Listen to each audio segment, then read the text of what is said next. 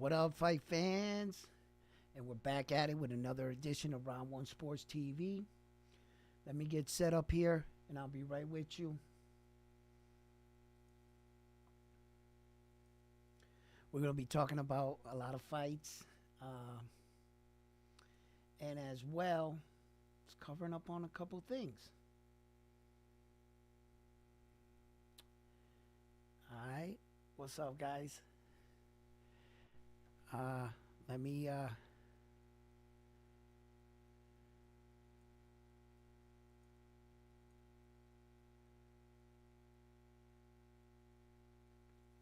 right, let's see here. This is getting interesting right now.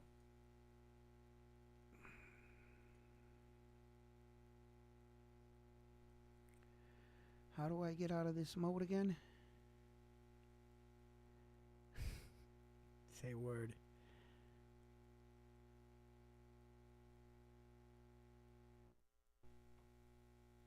Um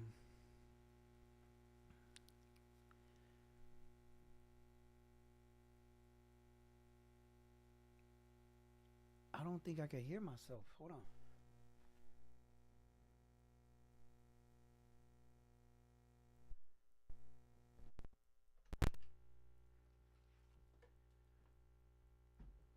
Can y'all hear me out there? Can you guys hear me? Can you hear me?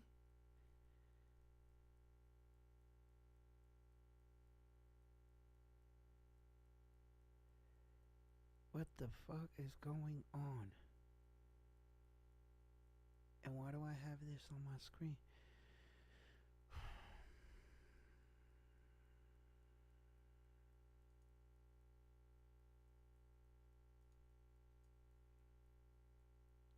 All right. This ain't working for me right now.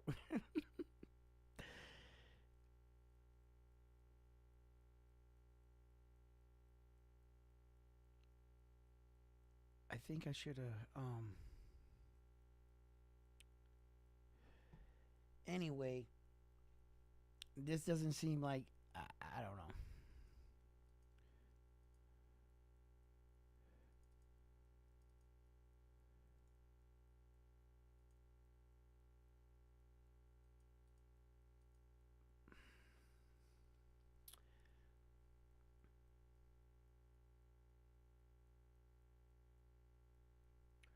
Oh.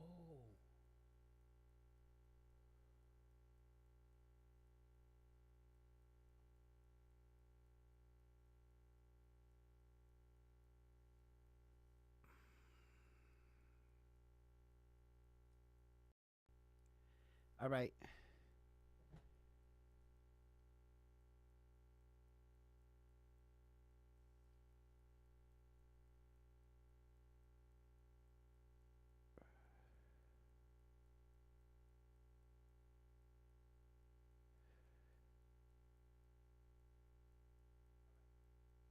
There we go. All right, you can hear me. Good. All right, now as soon as I figure out what the hell I did to switch my other camera from the other one, because it's not letting me switch back like I had it like planned. Seriously, it's not.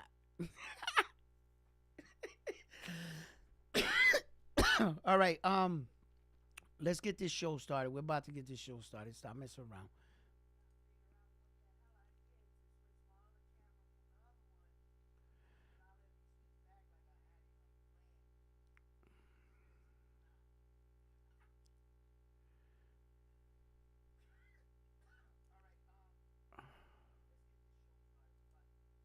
Here we go. Yo, so what's up, fight fans? And we're back at it with another edition of Round One Sports TV. Man, I been going through some shit right now. I was just editing a video, and I had to edit like 11 videos, bro. Right? So I get all this work done, and my other computer crashed, and I lost everything I was just working on. Like, I started working on it last night. I started like 1:40 or something, and when I looked up, uh, uh, mm, um, freaking Jesus Christ, I'm so rattled right now, so pissed off. Jaime Munguia was getting in the ring when I looked up, and I started at 145. And we're gonna be touching up on the Jaime Munguia fight and the Oscar Collazo fight, how they fared up last night. Oscar Collazo, a young Puerto Rican fighter. I wanted to see what he looked like. This is the first time I really got a good look at him. Oscar Collazo looked pretty good. It was his first lefty, the way he dispatched him. And I could tell right away that the gentleman that he was fighting last night, he was a fighter. He was a fighter. He wasn't like no tomato can. You could see that he was fundamentally sound, and his opponent and Oscar Collazo just showed that, that's why he's already a world champion. Oscar Collazo. He only has like 7, 8 professional fights. That's it. And he's already a world champion at the 105 division. He's talking about he wants to move up to 115. I'm not sure if his body mass is going to carry him, but as of right now, Puerto Rico's got a real one right there. As far as Munguia, Jaime Munguia and Ryder last night, that was a great fight. That was a good fight. Jaime Munguia showed new wrinkles to his game.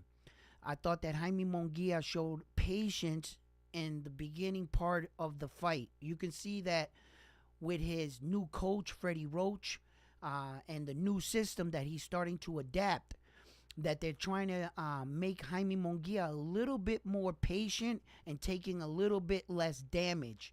You could see right away that, they already know that the young man has skills. They already know that Jaime Munguia, he's a warrior. He has no problem mixing it up, going in there. But you can tell that Freddie Roach wants Jaime Munguia to just set up his punches more, be a little bit more patient, allow the fight to develop, and then the knockout will present itself. Don't go in there looking for the knockout. It's going to happen. Just set up your punches and and be more patient about darting in there. But as you can see, leading into the fight, as the fight started to progress, Jaime Munguia started to show his old traits. He was going in there and he was giving Ryder opportunities. And Ryder was he's taking advantage of these opportunities. When he hurt Ryder the first time, he wanted to go in there and kind of like finish Ryder, and it showed that he wanted this fight to be over with, Jaime Munguia. So he allowed himself to get out of, and then Freddie Roach had to talk him back into it and say, hey, what are you doing? Stop veering off from the game plan. Stay disciplined. Stay patient. The knockout's going to occur. And it did. This shows that Jaime Munguia belongs at the 168. It shows that he's ready for his opportunity against Saul Canelo Alvarez. But there's a lot of people in line right now. David Benavidez, the monster. There's fighters like that have been pursuing a fight with Saul Canelo Alvarez for quite some times. And, now Jaime Munguia and David Morale. These are all fighters that are looking at a crack at one of those belts that Saul Canelo Alvarez has. Who Saul Canelo Alvarez's next opponent's going to be? My guess is as good as yours. There's been a lot of names thrown out there, but I'm not sure who he's going to pick. Being that the fact that Saul Canelo Alvarez has expressed that although he loves the competition, he does not like fighting his Mexican fighters now. He wants them to develop such as himself. And that's why he doesn't go after them now. Early in his career, he didn't mind fighting them because at that point in his career, you had to find out who was the best Mexican fighter. So when you're young in your career and they were taking each other out, he was just showing, wait a minute, I'm the best Mexican representative here, and I'm going to show it, and I'm gonna pull up myself away from all the other Mexican fighters, and he did. So when Saul Canelo Alvarez got to that position, he was trying to tell the other, and he still is, trying to tell the other Mexican fighters, hey guys, I'm not your enemy. Stop coming after me. Fight after these guys. And these guys are saying, well, if you're not our enemy and you want us to go after these guys, well, then relinquish those belts. Because we want a shot at a world title, and you got them all. You're telling us to be cool while you hold all the gold, Canelo. Like, you don't want any other Mexican fighters to be on the level that you're at. I get it. You're the king. And the king never wants to share his crown. You don't. But at the same time, I see where Canelo Alvarez is coming from. You see? But at a certain point, you just go back in a full circle in your career. You might first start off fighting your own countrymen to separate yourself. You get high enough where you want to promote your country and also open doors for your countrymen, right? And then it's going to come a time where everything's going to come full circle, and you're going to have to fight again to prove who the best Mexican fighter is. So David Morrell, David the Monster Benavidez, and Jaime Munguia are probably the three top guys there now. Now that Caleb Plant has been knocked off, fighters like that. So, we have the return of Coror Benn. Coror Benn is making his ring return too. And we all know that Coror Benn has taken a lot of backlash and ridicule for testing positive for his PEs, and he's fought it. Now, look, I'm not going to sit here and act like I know what's going on in Coror Benn's camp, or I'm not going to freely speak for him in his behalf, right? Because, I don't want to defend a guy that's either lying or not. But there has been a lot of occasions where that in sports, a guy thought he was taking something, or his coach or people were giving him something. They were saying it's vitamins, and they believed in their coach, and they believed in their trainer, and they also believed in GMC, the store. You go out to a store and you want to get amino acids, or you want to get a weight gainer or something, right? Well, some of those products have been tainted with PEs and steroids, because back in these labs, when they're getting these orders, the same people that are making these things are also making PEs and steroids in their lab, and they're not cleaning out the cylinders. They're just, okay, we're done making steroids today. What are we making next? Amino acids, pour this in, right in, and it gets tainted, okay? For instance, case in point, a fighter that got a tainted substance and that they deemed him of taking a PE was Rolly Romero in the UFC. He came back positive for a tainted banned substance.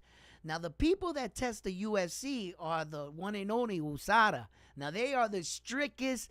Yo, listen, if you took something 5 years ago, they'll find out, okay? So, and they can tell you the exact date and time when you ingested it or injected it.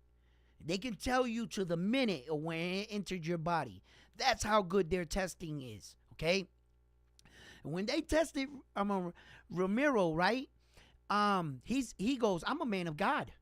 I don't take PEs. This body I made over the years. No, don't attach me. And they suspended him, right? He fought it. He stood on his butt. He said, listen, I do not cheat. I don't know where that you guys got to find it. And they asked him, what'd you do? He says, I went to the GMC store and I bought amino acids and weight gainer out of the store from GMC. And they said, well, then give me that. And he gave it to them. They tested that. It came back positive. They went back to the store and bought every one off the shelf themselves from the same store he said from. And guess what? They all came back positive. Yes. He won a lawsuit for, I think it was reported for like $27 million. Yeah, and they had to come out and publicly give him an apology to clean his name. Now there's a man that took it to the rim. I wasn't dirty. I was never using PEs. No, we gonna test everything. We gonna find out where this came from. You see, and that's when I'm like, okay, that guy's not lying. He took it that far. Fighters like John Jones and things, they went, and got like John Jones is a different story. I don't want to bring that up. But anyway, so when Coror Benn came up positive like that, and he got a lot of ridicule, and he's fighting it, and you could see him on social media saying, look, this is what it was, and this is the type that was in my blood system, and sometimes when I hear him talk, I'm like, man, it sounds like he's really honest, but you can never tell in these situations. Do I believe some of these fighters are using these things? Yes. But I also believe that boxing needs to tighten it up, because you can get killed in the ring with certain PEs. There's a PE for everything. There's a PE for eye-to-eye coordination. It enhances your vision. It kind of like, people say, like, the world looks like it gets slowed down. And you can kill someone with that kind of PE, because that fighter in front of you would have never been taking those kind of punches, because you wouldn't have had the skill to land them. But when you get that PE, it enhances your ability to react. And it makes everything look and feel slower around you. And you're hitting with this guy with shots you should have never been hitting him with all night. You can kill someone like that. Yes, you can. So that in itself, when fighters do get tested like that, and I can see where Coror Benn right now is taking a lot of criticism and backlash, he's just going to have to get in the ring. He's going to have to get in the ring and perform and show the world that, no, this wasn't peas. And then, these guys, they get popped, right, on these tests, right? And just months, like a month or two leading up into that positive test, you see the athlete like on social media that ripped, like they got the kind of body they never had in their career, and all of a sudden they're looking like these Adonises, like they're like like that female boxer. She's like, I'm not on steroids. Like, I'm not saying no names, right? But you can tell, you're like, come on, man, right? And then when they get popped, they want to act like, oh no, it wasn't me. I ate tainted meat and blah blah blah. So I don't want to make any excuses, but I also believe in life, people would like second chances, and not everybody's situation is the same. Some people will take a PE or a steroid off of an injury. And a lot of sports know about this, and they okay it. They okay it during an off season, or if you don't got a fight scheduled, and then you can take it, and then you got to get off of it, and then you got to get back into the testing pool. You have to have so many months clean, and then you get back on the testing pool, and they test you from right there. It's kind of like your probation officer when he tested you for marijuana, right? You positive for marijuana, but you dumbass, right? You like, I'm already positive on freaking Wednesday, right? Next Wednesday I can smoke weed. How the hell are they gonna know? It doesn't last you sit for 30 days. It don't work like that, bro. Your THC levels spike. They can tell. They're like, yeah, we know you dirty. You was dirty on Wednesday, but this Wednesday your THC levels spiked. So that means you ingested more marijuana. That means you smoking, bro. It's not going down, right? But we don't understand how testing works. We just think, oh, it says dirty. Oh, how can it determine when? No, they can. They can determine the minute it goes into your body. Okay? So lying really doesn't help. They allow you to lie so that you could put your foot in your mouth is what they want you to do. And then they're going to come with you with the evidence like, no, you did it right here. You see? So, but yeah, I don't condone in illegal, steroid use, PE use. I believe that you can really hurt somebody in a situation like that. And I always want everybody to fight on a fair and ground. I've heard coaches and reporters say, well, then why don't you just let them all do it? So that if you let them all do it, then it'll be fair. But that's not fair neither, because there'll be men and women there that, off their God-given talent and their hard work and everything, they wouldn't have the skill to be there. With PEs and steroids, you're like a machine. You can develop this and live out a career you should have never had. You weren't worthy of that. It's not you doing it. You're blatantly cheating. You see? So that's no fun. That's no fun. To know that naturally I'm like this, and then all of a sudden you can take a drug and be as equal as me? No.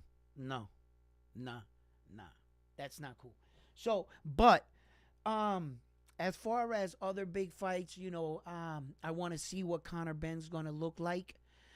Right after the Coror Benn fight, we will be getting Teofimo Lopez against Jamaine Ortiz. There are a lot of good fights on that card. I'm not quite sure if you guys like the card that they put out. Kicking off with Prime, their new network. And if these other fights that they're putting on, a lot of people said that they could have put on a little bit better, more fights, on the cards. But the Zone kicked off there first. Everyone is. The PBC is going to kick off there first, 24 calendar year. I want to see, whose cards are better. Who has the better card? Top Rank is definitely going to put out theirs. The PBC, the Zone Matchroom, kicking off the beginning of the year. They have Anthony Joshua with Francis Ngannou. They also got Tyson Fury with Usyk. So let's see how this year. But as far as the fights last night, look, Jaime Munguia's fight was good. The two last fights were the best on the card for me, anyway. The co-main event and the main event carried the night on that card. Everybody else they had on that card was, it wasn't anything really big. And the girl fight they had on the card, I think that was prematurely stopped. Yes, I saw when the girl turned around. Yeah, I did see that. But that just merits a warning from the ref. The ref should have just said, don't turn your back to her, because she can hit you in the back of the head. That not turn your back and I stopped the fight, but I could see where the referee misconstrued that for fear.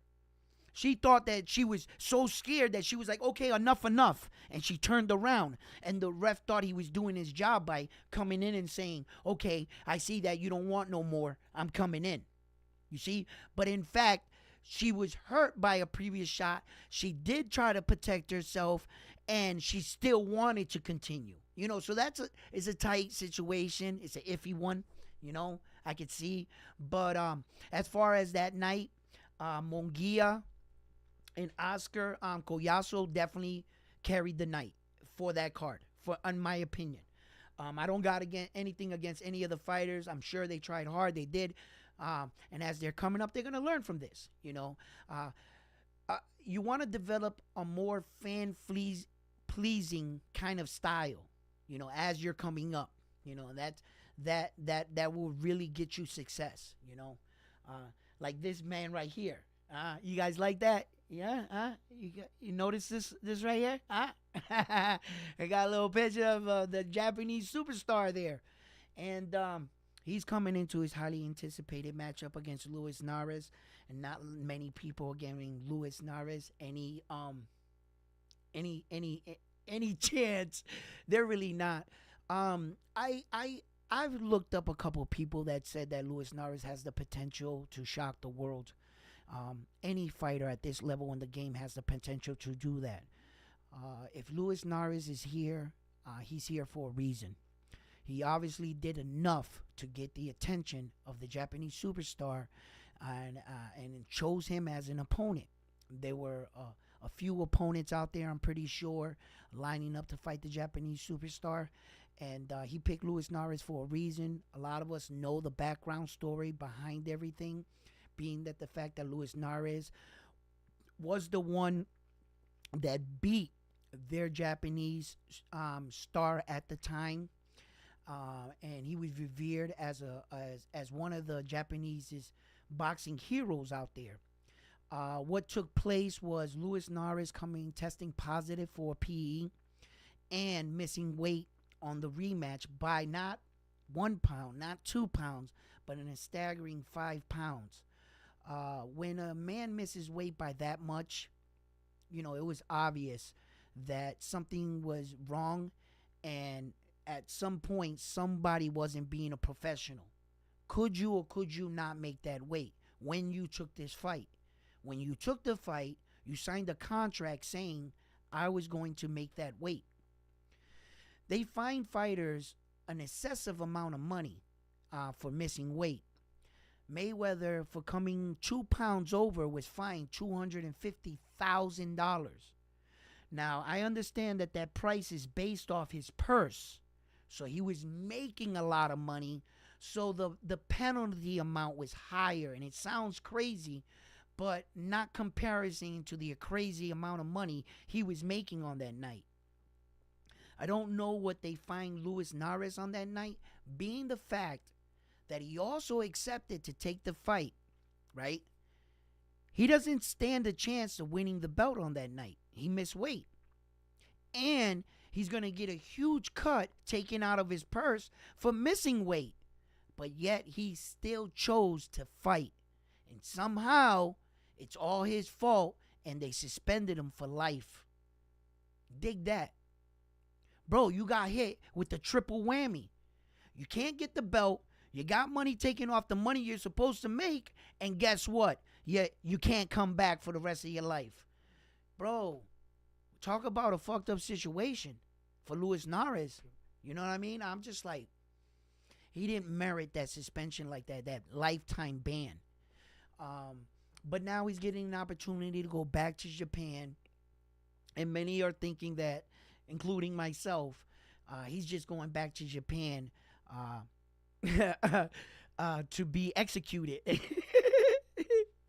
They're leading that lamb to slaughter. But this lamb got some kick. Luis Narez is not just going to lay down, and you can't convince me that he is. There's no way that little man right there is ever going to lay down in any fight. I'm going to tell you right now, if you invite Luis Narez to a fight, he's going to say, where you want to go. Let's go outside right here. How you want to do it? He ain't scared of nothing. That little dude is a fighter through and through. And he's going to go there with high expectation that he can pull off the victory.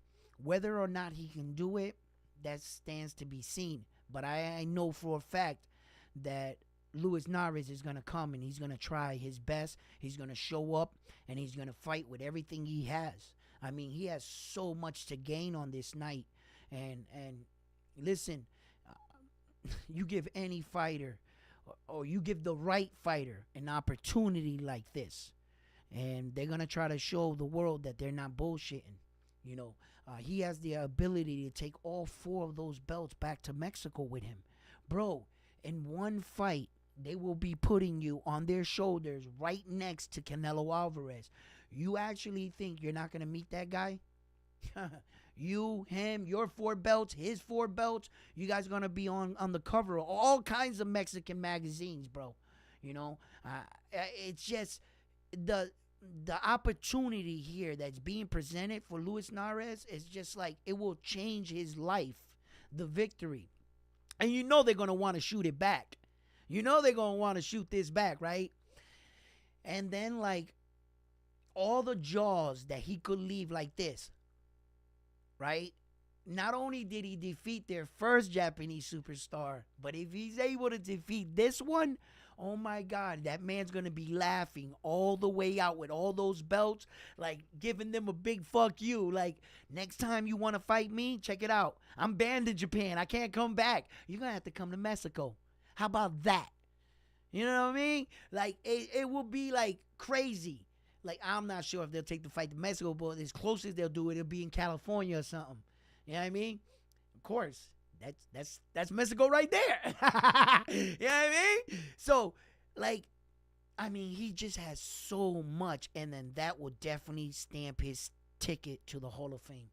That victory over this man, he's going straight to the Hall of Fame for that. You know, just like Eli Manning. Eli Manning's going to the Hall of Fame right now for beating not once but twice the GOAT, Tom Brady.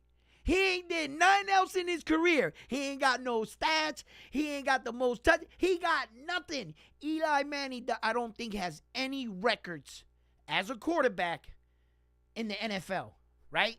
But you know what he does have? 2 rings. And not just any 2 rings. 2 rings against the GOAT. Bro, that stamped his way into the Hall of Fame. Those 2 rings. And do you know what? The GOAT never beat him. The GOAT never beat Eli Manning in the Super Bowl. And that's what solidified him into the Hall of Fame. Eli Manning might not be an elite quarterback. We all know this. He ain't even in the top 50 of the best quarterbacks in the world. He's not. He's just not. Eli ain't did anything. But you know what he did do?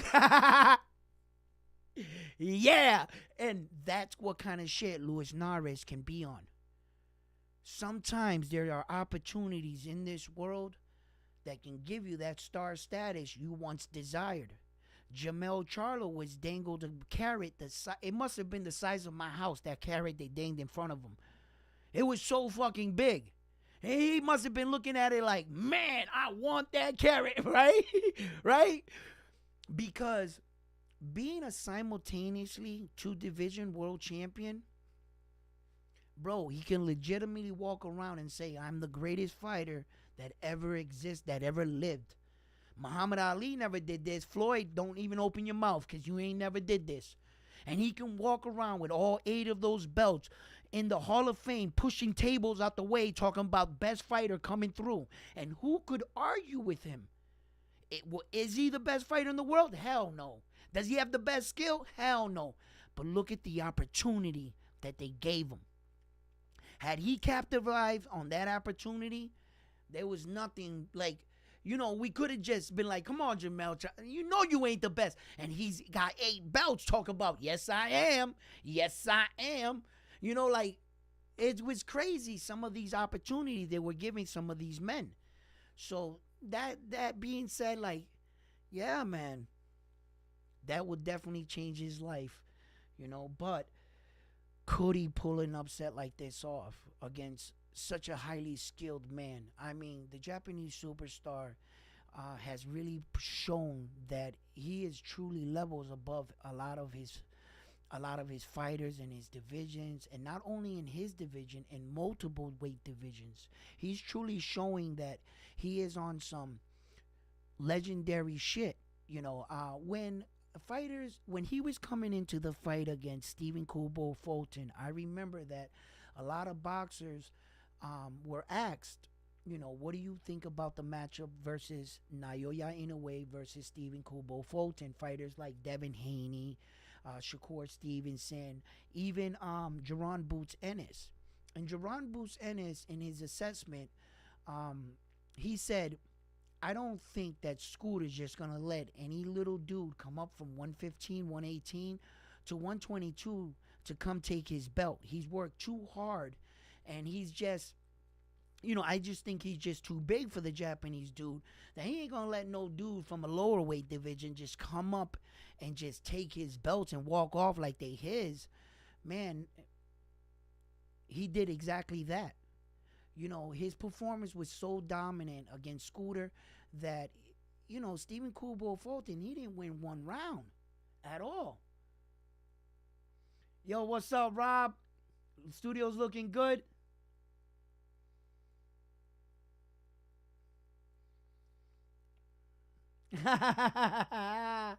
That's my boy, Rob. What's up, Rob? Shots out. That's my brother right there. If y'all didn't know, He's a real supporter of Round One Sports Talk. He's helped me out through a lot. In fact, my brother Rob is the one responsible for this baby right here. Yes, he is. That's my brother. Uh, yeah, what's up, baby? I just gonna stop a little, interrupted the show just to give you a shout out. You know what I mean? That's my man. Listen, so like I said, this Japanese superstar, man, he's just on really some shit, man. Sometimes I sit back and I think about some of his accomplishments and the way that he's doing it. You know, if it was so easy to do exactly what he was doing, why hasn't anybody else been doing it? You know, there are men right now that are trying to do some of the things that he has done. For instance, Devin Haney. Devin Haney secured all the belts at 135, and he's now looking to move up at 140. He's looking to do just that. But with every weight division, as you can see, it's not as easy as it sounds. You know, Devin Haney, in order to accumulate all the belts at 140, he's going to have to go through some killers like Subriel Matias. You know, they're this, and then 7 pounds up. Who does he run into? Terrence Crawford, Jerron Boots Ennis, fighters like that.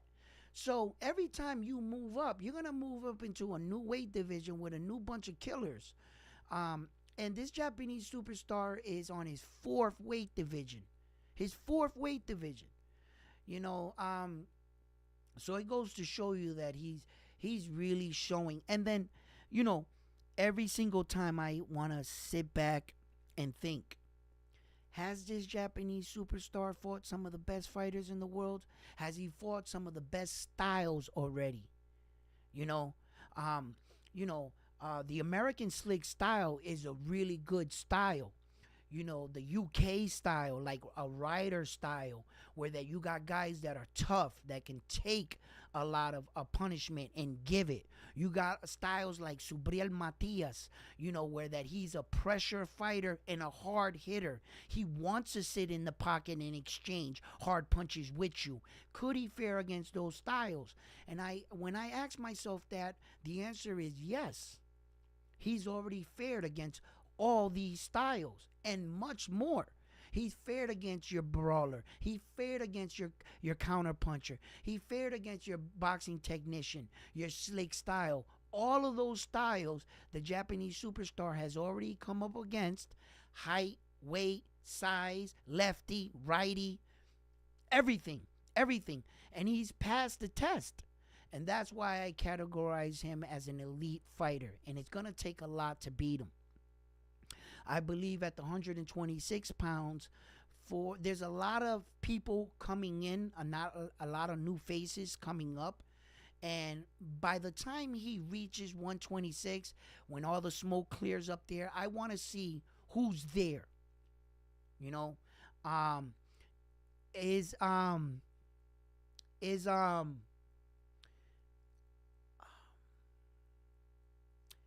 Ramirez. Is Ramirez going to be there? You know, because at one there was a point in time that I thought that Ramirez was going to give the Japanese superstar his best fight up in that weight division. You know, I saw that Ramirez, the Cuban superstar, he has the skills, he has the punching power. I just don't think now he still has the gas tank to sustain that. As you can see, when he just lost his belt, it was his gas tank that came into question. He wasn't able to sustain that level of performance throughout the 12th round. And when he unloaded, he didn't finish him. You know, so that goes to show that that's where he needs to work at and in his fight game. But I really thought he was going to be there. I really thought out of all the fighters, he was going to be the fighter that was going to be there. But, you know, we don't know. But there is a lot of young, good prospects coming up, you know, such as Camille Moten. You know, I always got my eye on fighters like that because he's there. He's there. And it's just a matter of time before they meet up. It's just a matter of time.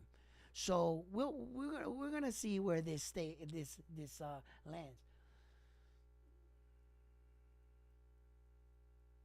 Yeah, I'll hit you up, brother. No doubt. I'm gonna hit you up after the show. So so I that I want to see. Who's gonna be able to stand in his way, and who's gonna stop him from unifying all four belts at a new weight division. Terrence Crawford is rumored to want to try to do that at 154. The problem is Terrence Crawford is not getting any younger, and I'm not sure if he can secure all four belts in another weight division, being that the fact that Jamel Charlo was stripped again for another of his belt. I believe he was stripped for the WBC.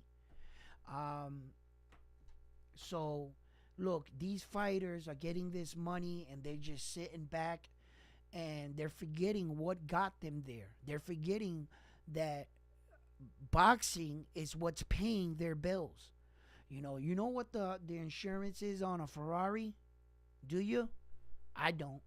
But they need to pay insurance on that Ferrari every month.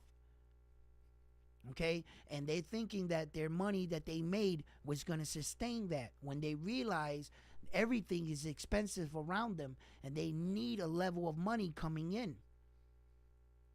And then you got Keith Thurman and Tim Tszyu. Keith Thurman and Tim Tszyu, this fight, for many reasons, I started to be like, wow, what the hell is going on here? But one of my subscribers said it. He said it best. He said that, man, Keith Thurman, he has enough skill, he believes, not to get brutalized in there. He's gonna lose the fight, but he does have enough skill not to get brutalized. And he is selling his name, Keith Thurman. He is selling his name. So I guess if you're a fighter that is in a position where you can do such, well then yeah, I can see where he would sell his name, sell a fight. But at least I want to try to get something out of the fight. The one thing that I wasn't in agreement with what my subscriber said was, maybe he's preparing himself for the winner out of the Terrence Crawford and Errol Spence Jr. fight. I would have found that to be true had I not known the history and what's going on. Even if Keith Thurman wins this fight, he has nothing they want. He has nothing Terrence Crawford wants, and he definitely has nothing Errol Spence Jr. wants. Errol Spence Jr. has been more than adamant talking about, yo, I'm never going to fight Keith Thurman because of the way he treated me when he was once champion. And if he wins this fight, he doesn't win Tim Tszyu's belt. Tim Tszyu remains the 154-pound champion. So Terrence Crawford's going to want to fight him. He has the belt, not Keith Thurman. So where does Keith Thurman fit in, even in a victory? Where does he fit in? He doesn't have anything these guys want. What are these guys going to just say, oh, Keith Thurman, you beat Tim Tszyu, so let me fight Keith Thurman for absolutely nothing, because after I beat him, I'm going to have to fight Tim Tszyu anyway because he really has the belt. That don't make no sense. Just bypass Keith Thurman and fight the guy with the belt. You see that? So that's why I see that Keith Thurman is sticking his nose in business that either way is not going to profit him. Had he went down to 147 and fought one of those guys for the belt and was successful, now he can start, he got a belt. Now guys are going to want to fight him, and he can start to try to unify and stir some shit up before he goes up finally on his way out.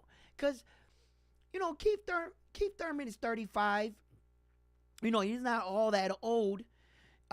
You don't have to teach him how to box. He knows what he's doing. You just got to get him back in shape, and get him some fights where that he can win, get his confidence up, get his timing up. But I don't think just throw him in with another elite fighter is the answer. Like I said, even in victory, it doesn't really do anything for him. He can go out there and knock Tim Tszyu straight the hell out in the first round. Boop! Right? Shock the world. Right? What does that do? He won nothing but money. That's it. Tim Tszú's still the champion tomorrow morning at 154 when he wakes up. He's still going to be the champion. Errol Spence Jr. and Terrence Crawford fight at 154. That means they're entering the 154-pound division. The winner out of that, he wants to fight for a belt. He doesn't want to fight Keith Thurman for bragging rights. What does he get out of that? Nothing. You see? I mean, if Keith Thurman wins, right, the toughest thing he can do is sit on a shelf again and wait for whoever wins to get the belt for that he can be in position to fight him. So what he's looking for is to pull the upset and to sit on the shelf again. To see whoever wins out of them if they'll fight him. For what? I don't know. Because unless... It just doesn't make any sense. Even if he beats Tim Tszú, Jermell Charlo's not going to want to fight him. He's going to want to fight Tim Tszú because he still has the belt. Anyway, look, I could be here all night. It just don't make no sense. Fucking Keith Thurman. He always wants to put himself into something. But I get it. Get your money, boo-boo. Get your money. You're trying to throw a monkey wrench in the division, trying to fuck shit up for other people. Hey, it is what it is, you know? But I don't think he's going to be successful anyway. He's just going to get in there, get his money, sell his name. Hopefully he puts on a good performance against Tim Tszú. I believe he could. I just don't know the version of Keith Thurman we're going to get. And I'm not going to be that guy that's going to be up here talking about a fighter, about how he once was, and trying to put that person in the ring on that night against Tim Tszú. That's not going to happen. I was here and I was adamant with you guys and I was being truthful with you guys when I told you we do not know the version of Errol Spence Jr. we were going to get against Terrence Crawford. And leading all the way into that fight, I was yelling it on my channel. I was telling you guys, I do not know. If you guys keep thinking that you're betting on the fact of the man he once was, or what he once had for his name. You guys were going into that fight saying, oh, that's Errol Spence Jr. I get it. But that's not who entered the ring on that night, and I knew it. And I knew Jermell Charlo wasn't going to fare good against Saul Canelo Alvarez. That's 3 weight divisions. It was just crazy. So I knew that. You see? Now, this version of Errol Spence Jr. hopefully is a much better version of Errol Spence Jr. Hopefully he did a lot of soul searching, and hopefully he's inside of that lab handling his business. I expect a lot out of Errol Spence Jr. because he is good. Okay, Errol Spence Jr. is a phenomenal boxer. He's a strong boxer. When he was at the height of his career, he showed that he belonged. And the way that he showed that is he went and got each belt individually, one by one. And when you can do that, Errol Spence Jr.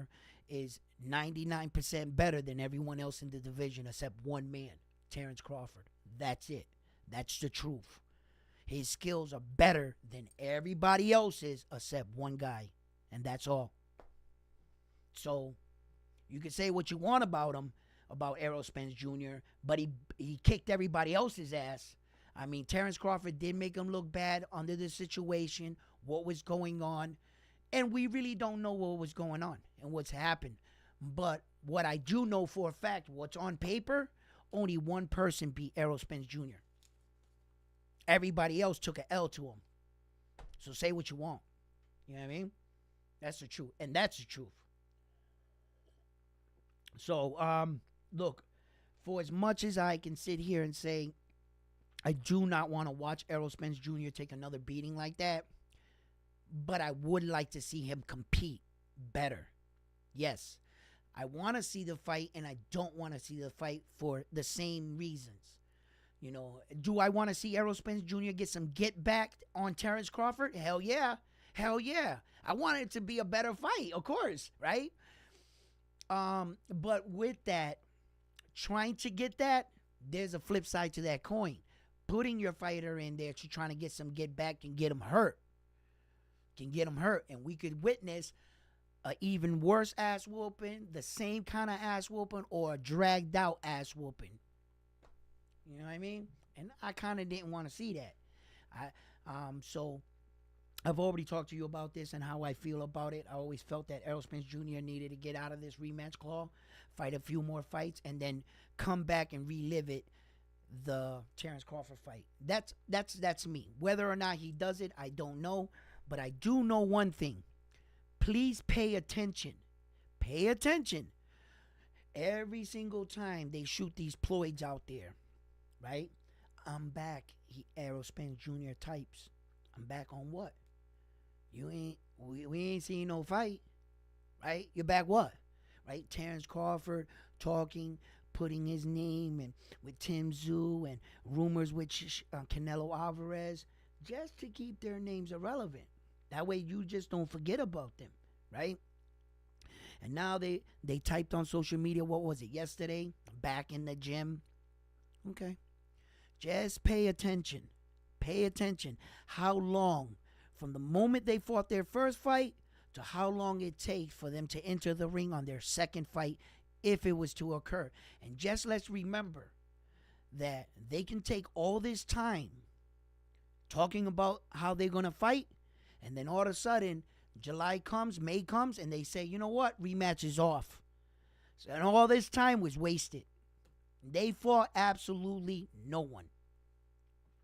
And that's what I mean with Terrence Crawford getting himself attached to this kind of shit when he should be out there doing great shit. When they got this guy over here threatening on dethroning him for the best fighter, and he can't even get in the ring and prove to the world, wait a minute, I'm the best fighter in the world. Well, then show me. Go knock somebody out. I can't. Why? Because I'm in negotiation clause with this guy. That's not our problem.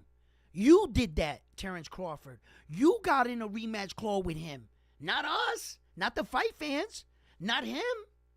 He's still doing his job. So the Japanese superstars out there knocking people out, winning 4 belts, matching you in your accolade, but yet you want the recognition and the credit as the best fighter in the world. I get it, Terrence Crawford. I get it.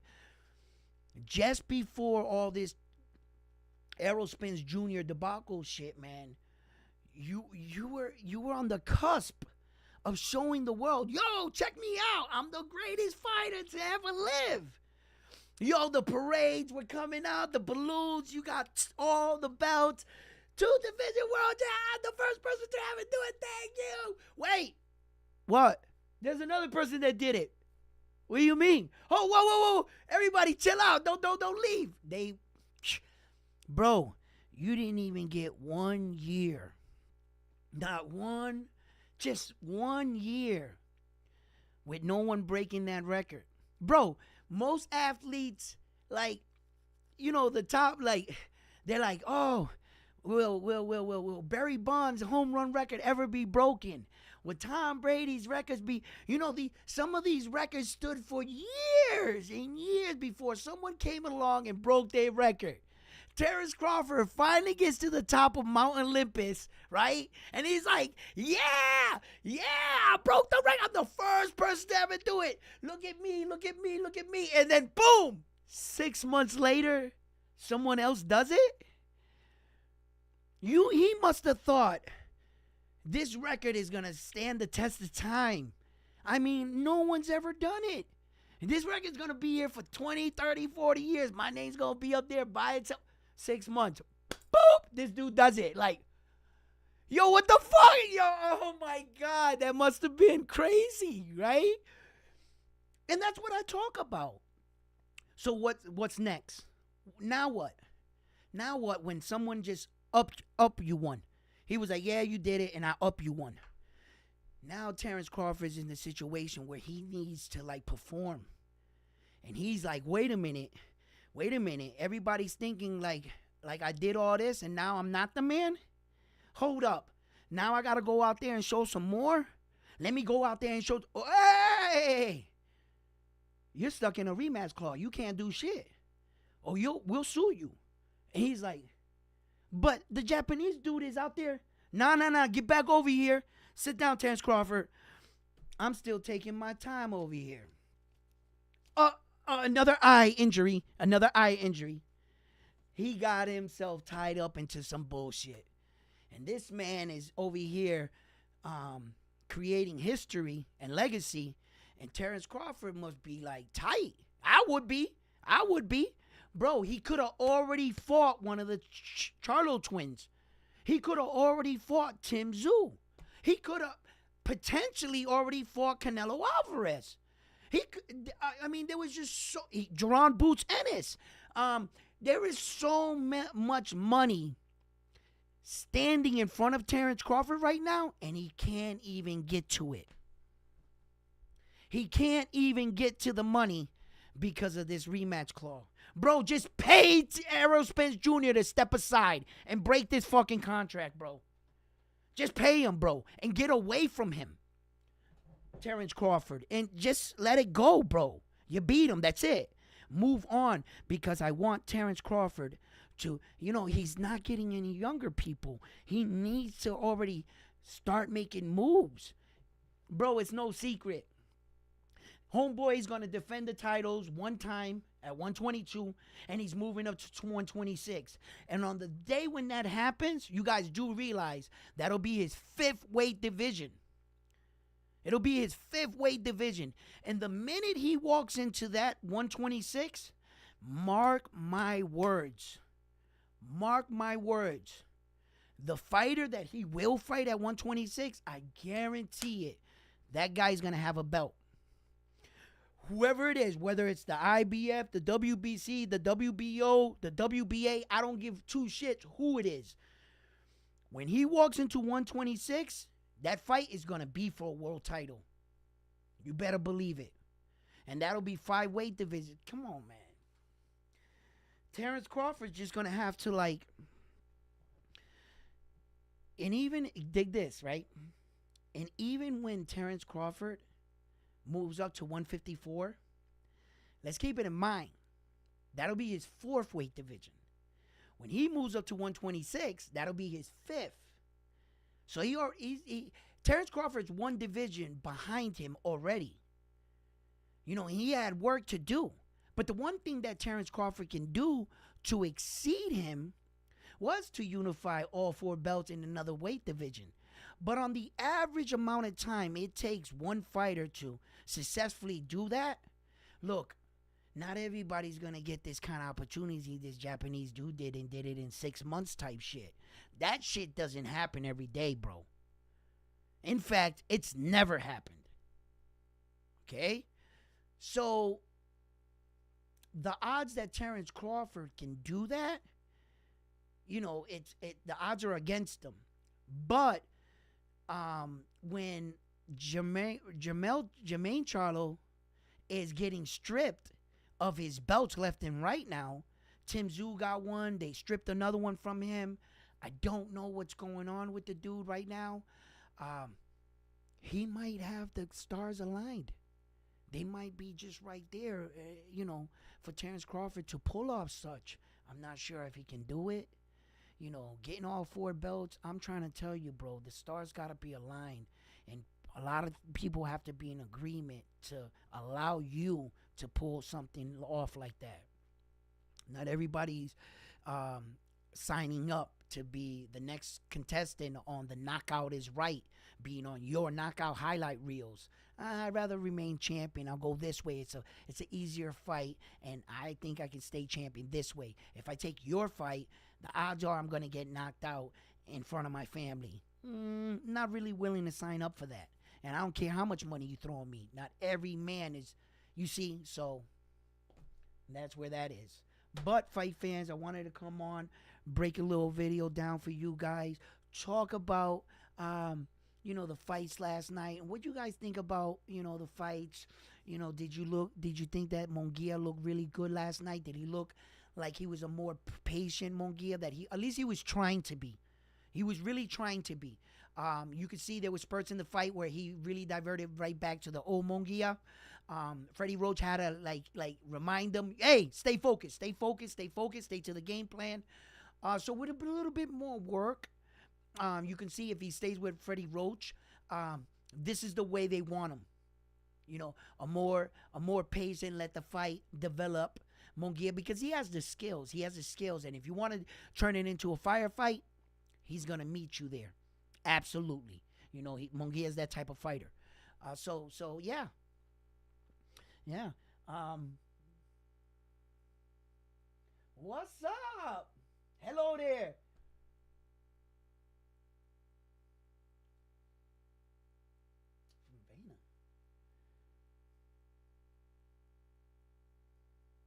What's up, bro? Welcome to the show.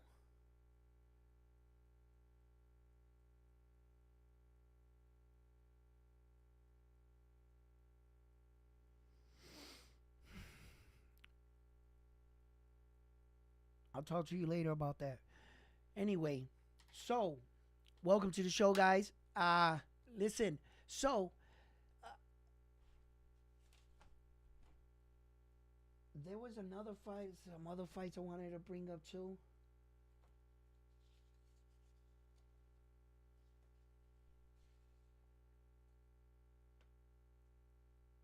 Luis Alberto, Luis Alberto Lopez.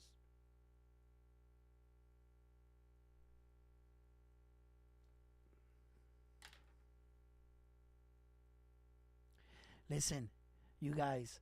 In the future, anyway, I wanted to talk about this, but I'm not sure if it's gonna happen either.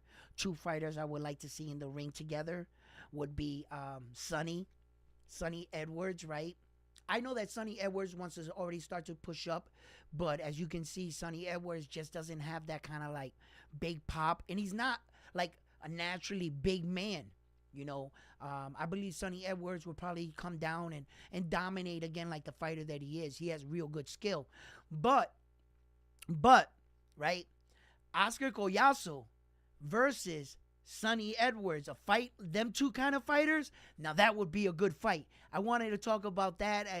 If that would ever be a fight in the future where that Collazo will start to move up. The way that I thought that last night, you know, I don't really know too much about Oscar Collazo. I haven't seen a lot of his fights at all. In fact, I only saw some of the highlights leading into this fight right here, to be perfectly honest with you. When I saw him last night fight against a lefty, which a lefty can cause righties usually a tough night. And when you can disperse of a lefty like that, and that being your first lefty, whether people think it was luck or whatever, I don't think it was. The way he hit that guy last night and he set those punches up, those were windows and stuff that he saw in the moment, Oscar Collazo. And that was really impressive for such a young fighter. He doesn't have like 30 professional fights underneath his belt. And some of the things he was doing in that ring last night, I was saying to myself, I would like to see him again. I would like to see Oscar Collazo again. I want to see him against some other fighters, pressure fighters, because a lot of these fighters can look good like this, but there's always that fighter's kryptonite. And last night coming into this fighter with Ryder and Munguia, the question was, Ryder was a tough guy coming in. He was a durable, strong UK fighter. And Munguia, when he went up against his own version of a tough guy, it took him 12 rounds with the new coach, the new trainer, Freddie Roach coming with Munguia now. A lot of fight fans wanted to know what he looked like and what wrinkles he added to his new arsenal. Munguia. He looked good. He looked good. Although I believe at this point in Munguia's career, having that many fights, he should have already fought some of the top guys. I'm pretty sure he's gotten a lot of criticism for that. Uh, being having an unbeaten record like this, and you really haven't fought like the top 10 in every weight division you've been in, uh, kind of shows that you do have the skill. Uh, you have the ability to do it. There has to be other outside sources that outside shit that is not allowing you to take that next step. What's going on with Munguia that he hasn't taken that next step? What's always been his issue, that he's gotten like to the gate, and then every single time he like either disappears for a little while, or just falls out of like content, and then he moves up into another weight division, right? So I would like to see him fight some of the top guys. Yeah, top 10, potentially fight for one of these belts. But yeah, it's true. Canelo has them all at 168. Every single time I want to see a fighter, and that's kind of being like the norm nowadays. There's like that one guy and several of the weight divisions that has all the belts. And that seems to be what we want, because we truly want the best, fighting the best, and we want to see the dominating champion. So in order to do that, you're gonna have to beat the man. So yeah, I expect to see David Benavidez early this summer. I expect to see Devin Haney back in the ring. Who the fuck is Tank Davis gonna fight, bro? Who? Everybody around him is already grabbing fights. It seems like Tank Davis is. I don't know. I thought it was gonna be Frank the Ghost Martin. Tank Davis's team has been saying they're gonna have a major announcement, but they've been saying that for like 5 months now. It seemed like every so often when Tank's name was like a little dropping, Calvin Ford would come on and say, "I'm gonna have an announcement," and like they've been stringing us on, but no real official name has been given.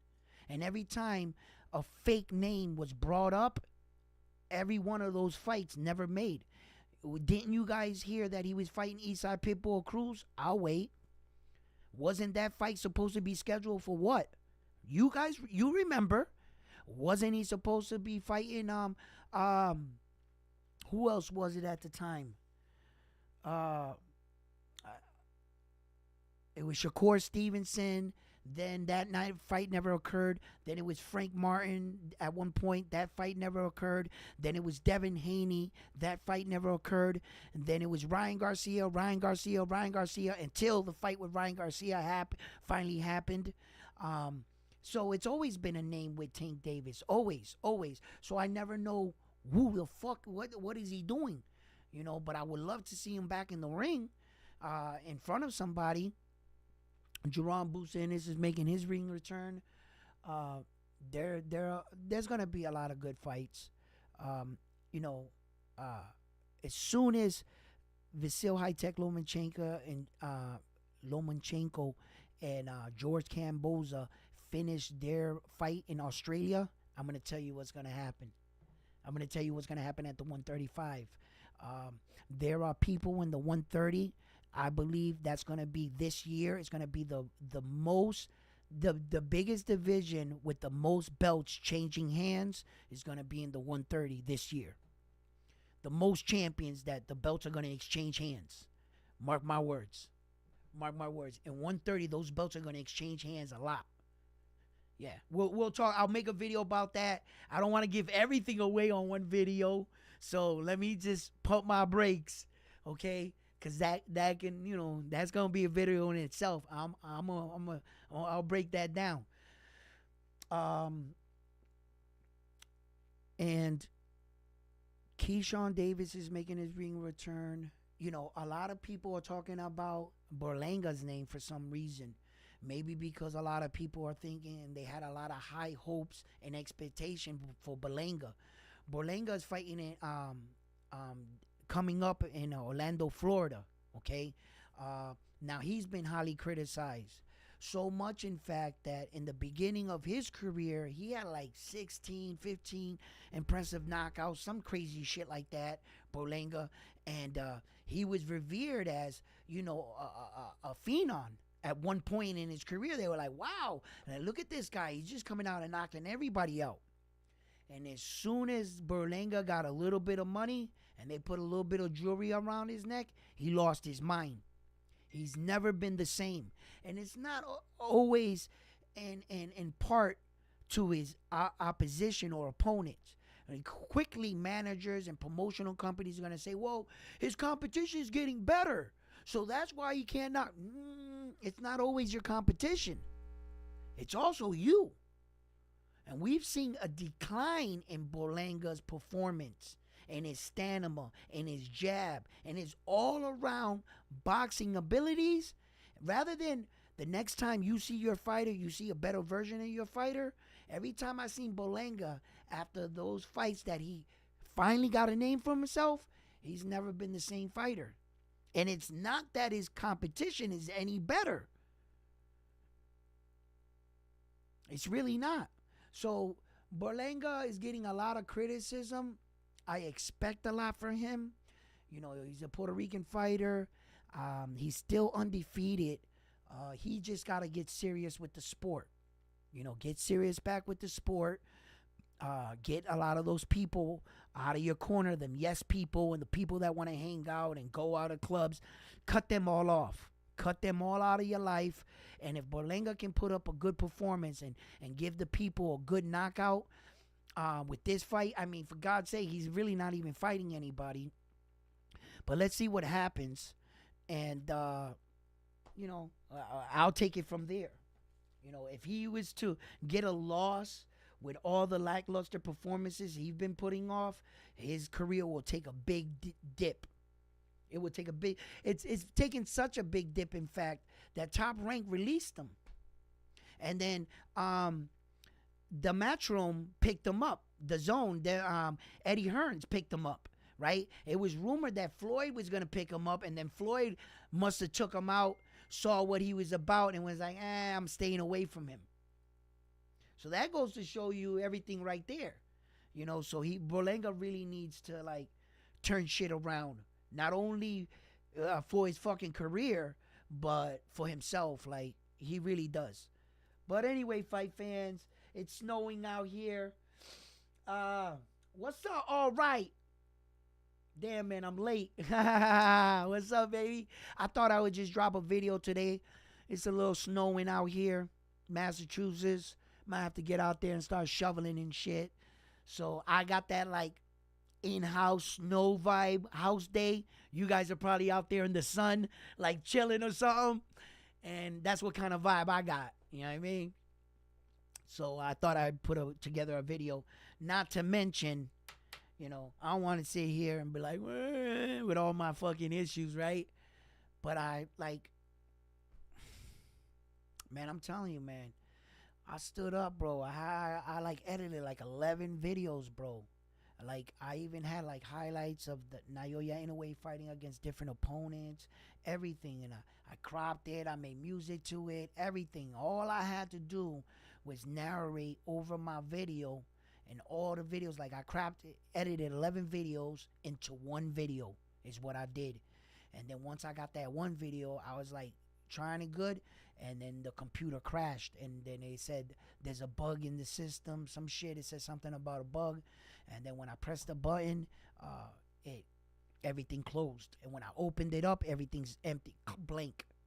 I lost all my work. Everything is gone. And I just was like, what the fuck? So I was like, well, we're going live again, I guess. And here we are. You know what I mean? I was like, shit. I had a great one, man, for you guys, man.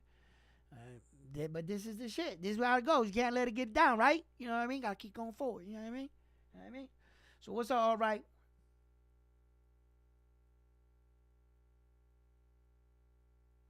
Yeah, you know that about Tank, brother. All right.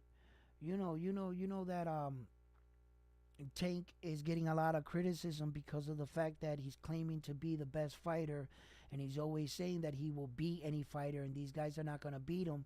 But the truth of the matter is that we're not seeing him fight against the best fighters. Now, I can go along with the storyline and the narrative for a little bit, for a little while, that you're not fighting your American fighters because you don't want to eliminate them first. And I'm in agreement with that happens in the sport of boxing. But this has been too long. You guys are going by weight divisions. You know, he was 130, 135, 140. You know, Tank Davis was fluctuating already. You know, where were you going to be? Where was your discipline and you're loyal of dedication to the sport. You should have stood in one division and cleared that out before venturing off into another division. Also, losing your belt on the scale, which shows your lack of dedication to the sport. When you lose a belt on the scale, it shows either you or your team don't got your shit together. You're supposed to be a professional, and you already having the belt should mean that in your next fight, it should be that much easier for you to make the weight because you've already made the weight. In fact, you won the belt. You see? So that speaks volumes when a man loses weight on his next performance to defend the title and he loses it on the scale. That's not a good look. And then after that, you move up in weight. And then after that, you even move up further in weight with no desires of winning any belts in any of those divisions. I didn't know what Tank Davis was doing at those times. What was he doing fighting Mario Barrio at 140? Why did he do that? For what? He won an interim belt. Okay, I get it. You could say he did it for an interim belt. Okay? But why go up there and stir around and grab an interim belt when you had no intentions of defending the interim belt or staying at 140? You're just fucking with them people's division. Why? Because you can? There's a man that is a real 140-pounder that's been in that weight division, moving his way up, and here comes Tank Davis with his big name, cutting in line, getting shots at interim belts with Mario Barrio. And he's never, ever, ever, ever defended the 140 belt and the 130s. He's defended the 135s. He fought more at 135 than he did with a belt anyway, because he started his career at 130, so he fought a lot there. He did. But he didn't have no belts at the time, or an interim belt, you see? So what is he doing? Where is he? Will anyone out there tell me what weight division Tank Davis fights at? And don't even say he fights at 135 because he has a WBA title and he was just awarded that. Don't say he fights there because he doesn't fight at the 135. Tank Davis fights everywhere. Everywhere. He's not dedicated. He's not focused, and he's not putting everything he has in one division. He's just not. For me anyway, he's just not doing that. And he's not showing the maturity in the sport with a man that's making that kind of money, that has that kind of legacy, you know, the opportunity to be. He's just not. Not for me anyway. And I fucking love the dude because I just know that he's just really, really, really good. And I'm tired of saying this. I don't believe at all we have seen the best version of Tank Davis. There has been no one that I've ever seen him fight ever put him in trouble or ever put him in a situation where I felt like, you know what, Tank's going to lose this fight. I have never thought that in any of his fights. Even when he was losing the fight to Mario Barrio, the entire time I'm sitting there going, and the announcer's saying, Mario Barrio's losing this. How many rounds does Tank Davis got to give away before he starts fighting Mario Barrio? Tank Davis had no intention to point fight you. He didn't care about winning 1 round, 2 rounds, 3 rounds. That was not his intentions. His intentions was to give you a knockout and to give the crowd what they paid for. That's all Tank Davis was going to do. And he figured that out from the first round because the fight could have went different ways. Let me tell you that right now. Had Tank Davis needed to box Mario Barrio, and that's the beauty about him. Tank Davis can do it. If Mario Barrios didn't show him whatever Tank Davis read in that first round, he's got to be the one to tell you that. But whatever he read in the first round, he had determined, I'm not going to point fight this guy. I already know I'm going to knock him out. If he has to sit there and box you, Tank Davis can box you. If he has to brawl you, he'll brawl you. If you want to go counter-punching, he'll counter-punch with you. He can truly do it all. The one thing Tank Davis doesn't have superior is his footwork.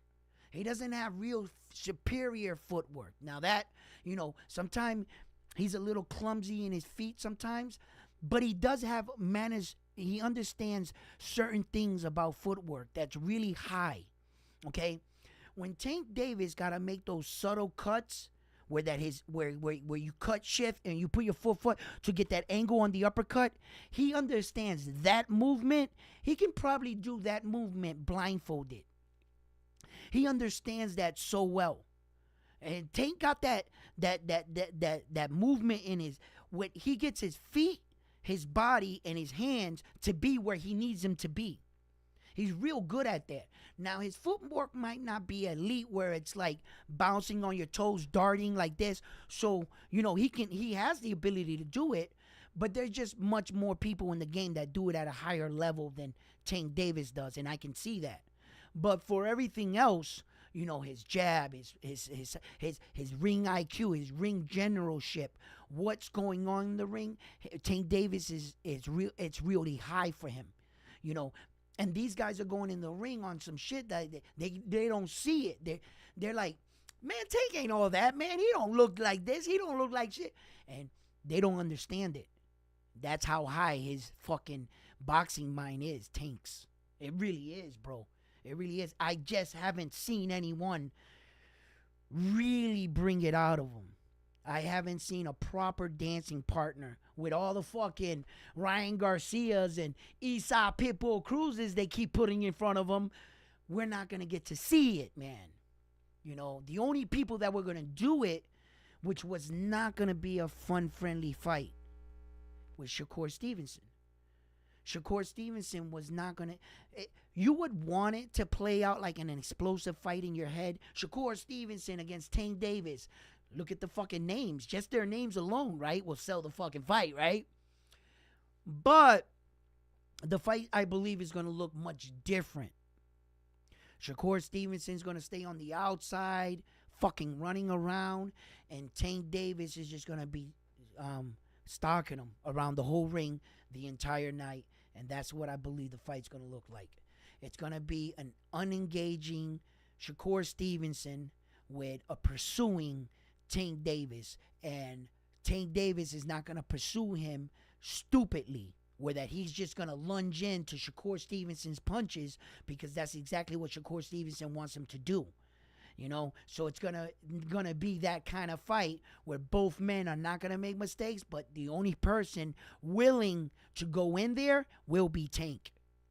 Tank is gonna try to be taking it to him, and Shakur's gonna be all that flashy and rolling out on your bike shit. Their names sound real good, but I don't think the fight's gonna play out real good unless Shakur Stevenson changes that mentality that he has and starts taking better chances and starts fighting. Bites down on the mouthpiece and starts fucking, let's go. You know what I mean?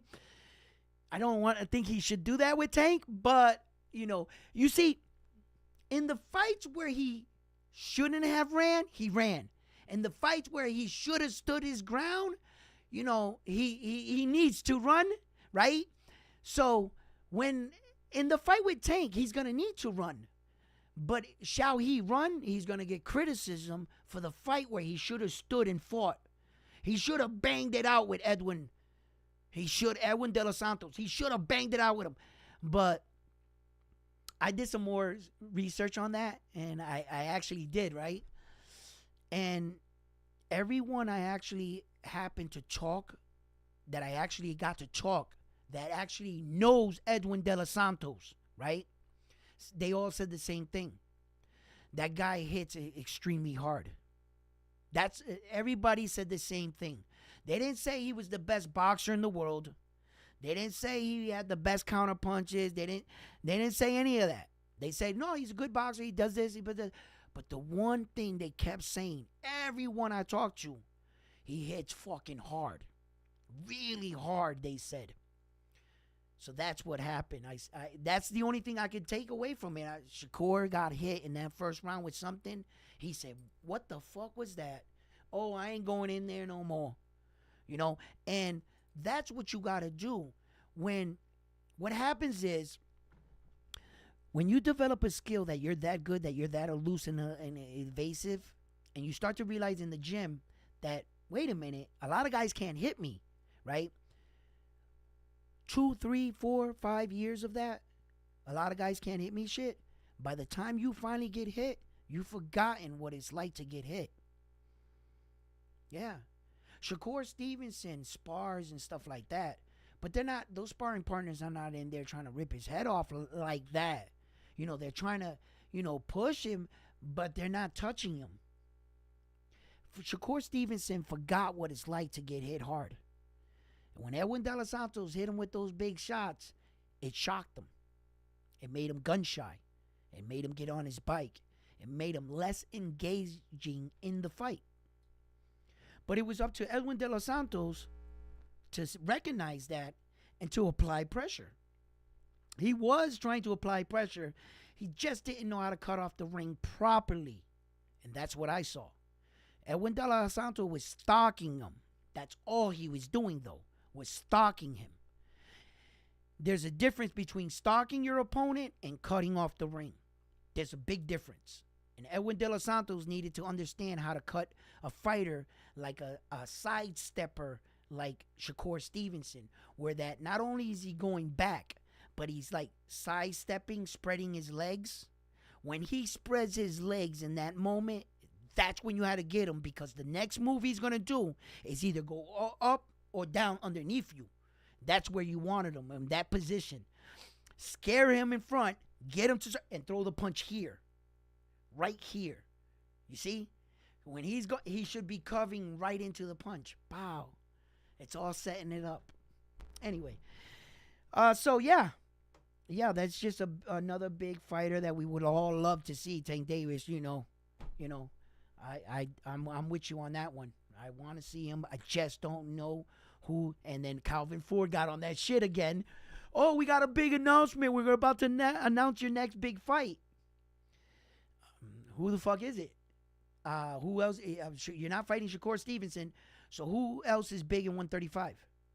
Not unless the announcement that they're making that they want to go up to 140 and mysteriously fight Devin Haney. That's the only bigger announcement that you can come out and make. Is it a big announcement if he announces he wants to fight Frank the Ghost Martin? Is that a big announcement? Or is that something that most of us expected? Like, yeah, we believe that's going to be. And will that be his first opponent that Tank Davis successfully defends the 135-pound, for the first time, the WBA title in the ring? And that he is ceremoniously, if he should be successful, that they put the belt on your waist in the ring. And that's how you complete the ceremony, by becoming a world champion. In fact, check this out. I looked this up too, and I didn't have to look it up because I knew this, okay? But this is what I meant when, like the ritual has not been completed with Tank Davis, being the fact that they emailed him the belt, right? Okay, check this out. If you are not awarded your belt in the ring, officially on boxing record, you didn't win it. In fact, there was a fighter that this did happen to, but in a different situation. It wasn't an email, okay? All right. Let's take a trip down memory lane. Marvelous Hagler went to Europe to fight the European champion out there, right? He beats him, right? And in a rage, Europe, the fans, they were like, and back then, it was a little racist back then, a little. And they loved their champion. And Marvelous Hagler came in and wiped that dude down, right? When it was time to award Marvelous Hagler his belt in the ring, the fans were throwing beer bottles, and it got crazy. And Marvelous Hagler's coach got smacked in the head with a bottle. His corner, they were spitting at him and throwing all kinds of stuff in the ring. And a riot started to emerge in the ring. So much, in fact, that they never put the belt on him, on his waist. They never got to put the belt, the WBC title, around his waist. They had to escort Marvelous Hagler out of the ring. And he talked about this. He said he was not a champion until his next fight that he got in the ring, beat the guy, and they completed it. He was the only fighter in boxing history to never be awarded his belt in victory after the fight. Martis Hagler. So when in his next fight, they finally completed it and gave him his belt. So in fact, he was like, nah, I'm not a champion. You gotta give me my moment. You gotta put it on my I gotta win it in the ring. And until you win the belt in the ring, you're not a champion. And that's exactly how Marvis Hagler felt. So until Gervonta Tank Davis, or whatever new name he got now, which, with respect, I'll start calling him his new name. If that's what the man wants to be called, he has his right, and he wants to change his name. His name once was Cassius Clay. He changed his name to Muhammad Ali. You know what I mean? I think Cassius Clay was a better fighter, but hey, it is what it is, right? So eventually, look, I be messing up everybody's name. If it wasn't for the fact that Tank Davis was just so common, I probably would screw that up. So I gotta get used to saying his name. So look, fight fans, what do you guys think? Who do you guys want to see? Can't wait to see, besides the Japanese superstar, which we all know. Yeah, I mean, because he's just the greatest. It's gotta. Yeah.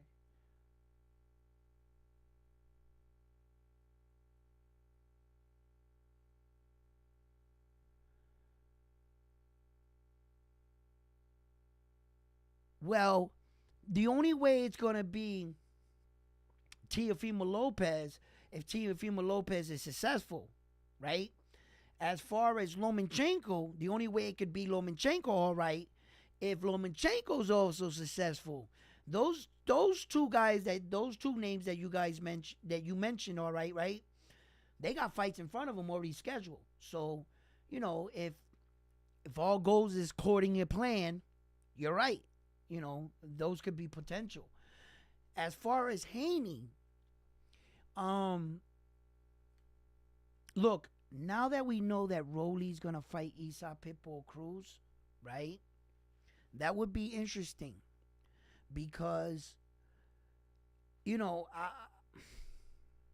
being the fact that there was some controversy surrounding Rolly Ramirez's WBA title and some of the stipulations that they put in on the title, right? Does that carry over? Does the old man, is he still in line for a title fight? I know that he wasn't going to be ready in the window, the amount of time that Rolly wanted to get in the ring. And the old man, I'm pretty sure he wanted to celebrate him becoming an interim champion. It was a great accomplishment. And he just wasn't going to be ready. So, being the fact that the old man was offered to fight again, and he said, man, I just finished fighting. You want me to go back? I'm a little older. I need a little, So, Rolly took advantage of that. They might have lifted that and once again placed him the full champion. I need to look more into this, right? And but does the old man, is he still in line to fight the winner out of them two? You see? So if he is, in fact, it wouldn't be Devin Haney, is what I'm saying, right?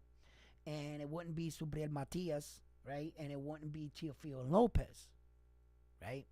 So if Teofimo Lopez loses, right, and Jamaine Ortiz is the next one, Jamaine Ortiz is going to be looking to fight the winner out of Rolly and Isa Pitbull Cruz and to unify, right? And then the two that should also unify should be Subriel Matias, right, against Devin Haney. And a lot of spectators and fight punts want to leave Subriel for last. I don't actually think he should save him for last. I think that if Devin Haney has any chance of beating Subriel Matias, do it now while he's still early in his career and he's not learning. Because the more you leave Subriel Matias, the more dangerous he gets with every day that goes by. Yep. That's just like the same thing when they should have beat Devin Haney when he was younger. Lomachenko should have beat Devin Haney when Devin Haney first offered to fight him instead of vacating that WBC title and going off and fighting Teofimo Lopez. That's when Lomachenko should have beat young Devin Haney. He waited until Devin Haney got just that much better before fighting him. And once he fought Devin Haney, he realized, damn, he got better. He should have fought him back then. Devin Haney needs to do the same thing to Subriel Matias. Subriel Matias is dangerous. He's good, but he's not a finished product yet. He's not complete yet. He's getting there, and if you give Subriel Matias too much time to develop his fight game, because let's just keep it in mind. Subriel Matias does not have an extensive amateur career. Subriel Matias, he's kind of learning on the job too in the pro divisions, where Devin Haney has a lot more pro experience. See? And he's been in a lot of big fights, and he fights on pay-per-view. Okay? If you're going to fight a guy like Subriel Matias, take him now. Fight him now. Fight him now, because that's going to be your best chance. You give that man a little bit more time, I'm not too sure. I don't know. I just know that with each day that gets going by, that guy's going to get better. Devin Haney gets better too, but you just want to take a guy like that out early. Take him out early. Don't give him chances to get better. That's all. That's my preference. A lot of people want to save him for last. For what? Save him for last for what? Attack him now. And if I was Subriel Matias, bro, I would attack Devin Haney right now too. Well, actually not. Subriel Matias, if I was in his situation, I would attack Teofimo Lopez. I would have went after him. Yeah. Because no matter what I say about Rolly would never, ever, ever fight Subriel Matias. Now, if you can get him from coming up from underneath the bed or to stop shaking, right? Rolly, get from underneath the bed, Rolly. Get out here, right? You're not going to convince me he's going to fight. Never, right? He just doesn't want to go in there with a man like that. I know it. So I knew that Subriel couldn't go after Rolly because Rolly was going to be on some shit. He just not going to. Rolly was going to fight the old man or Ryan, those kind of guys. You see, he wasn't going to fight Subriel. Those kind of fighters are for like the Teofimo Lopez, the Devin Haney's, the Jamaine Ortiz's of the division. Those guys. And those guys are going to be around for a long time. And as those guys mature and some of them get bigger for the division, they're going to move out throughout their career and potentially meet up with each other in another division in the future because they're all right there. That's kind of what I thought Teofimo Lopez, Devin Haney, Shakur Stevenson, Tank Davis. I thought that's what was going to happen throughout the years. I thought we were going to have at least 2 or 3 good fights with Devin Haney and Shakur Stevenson and Teofimo Lopez with Devin Haney. I thought, and Ryan Garcia was going to be in there somehow. I thought that it was just going to be years of them moving throughout the division, chasing each other and raising the bar and beating each other in different divisions. That's kind of how I saw it. That's not how it would have happened. Is it? No, not at all. Some of these guys never became the fighters I thought they were going to become. And some fighters over-exceeded my expectations. If I could have told you back then when Devin Haney was challenging to fight Vasil High-Tech Lomachenko, and you would have told me, hey, Devin Haney was going to end up with all 4 belts in that weight division. You would have told me that then. I would have been like, hell no. Hell no. There was no way I thought Devin Haney was going to be the one at the top of the mountain. Who I thought was going to be at the top of the mountain? Vasil High-Tech Lomachenko. That's who I thought was back then. I thought he was going to beat Teofimo Lopez and eventually secure the last remaining piece of the belt that he needed. Right? Which it was ironic, a belt he vacated to avoid fighting Devin Haney. The last piece of the belt he would have needed was a belt he already had that he vacated and turned into a franchise belt in order to get all 4 belts, because he didn't fight Devin Haney. So he vacated the WBC, which is this belt, right? Devin Haney scoops it up. They make him the franchise, but he had one more belt. Teofimo Lopez had the WBO, right? So he said to himself, I got 2 belts, Tio got 1, and I just gave 1 up to Devin Haney, right? Had he not gave that belt up to Devin Haney, fought Devin, then went and fought Tio, he gets all 4. But he said, you know what? I'm not fighting Devin. I'm fighting this dude. Vacate that one.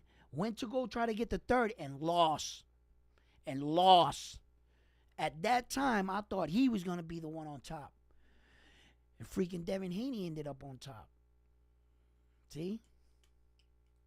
Yeah.